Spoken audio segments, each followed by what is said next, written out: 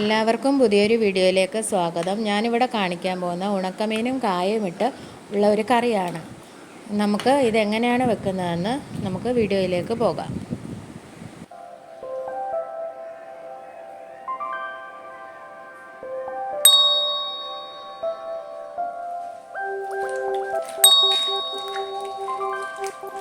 നമുക്ക് ഏത് മീൻ വേണമെങ്കിലും ഇതിനായിട്ട് എടുക്കാവുന്നതാണ്. അയില, മത്തി. ഞാനിവിടെ മത്തിയാണ് എടുത്തിരിക്കുന്നത്.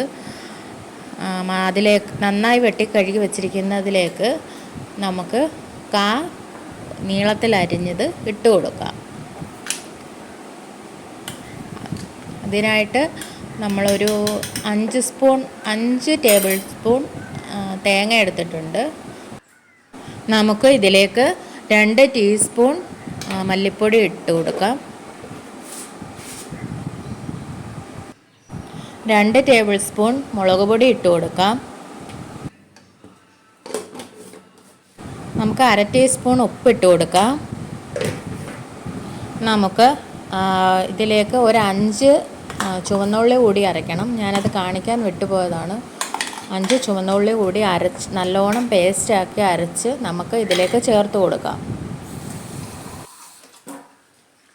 നമുക്ക് ഇതിലേക്ക് ആവശ്യത്തിനുള്ള വെള്ളവും ചേർത്ത് കൊടുക്കാം.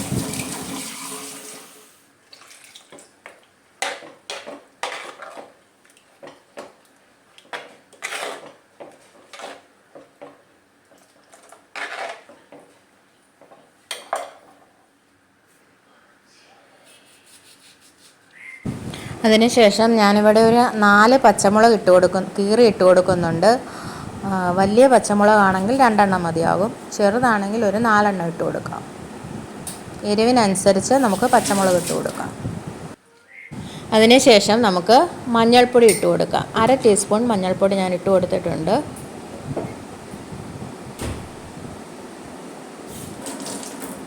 അതിനുശേഷം നമുക്ക് ഇതിലേക്ക് ഒരു 2 തണ്ട് കറിവേപ്പില ഇട്ട് കൊടുക്കാം.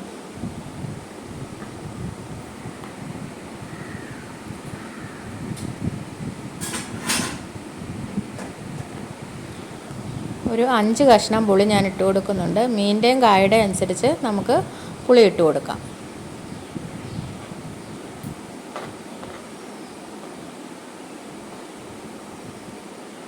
നന്നായിട്ടൊന്ന് മിക്സ് ചെയ്ത് നമുക്ക് ഫ്ലെയിം ഓൺ ചെയ്ത് അടച്ചു വെച്ച് വേവിച്ചെടുക്കാം.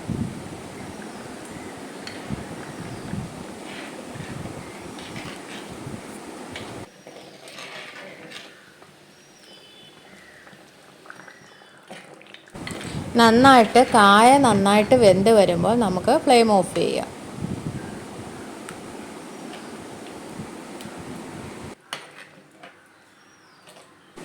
നന്നായിട്ട് വെന്ത് വന്നിട്ടുണ്ട്.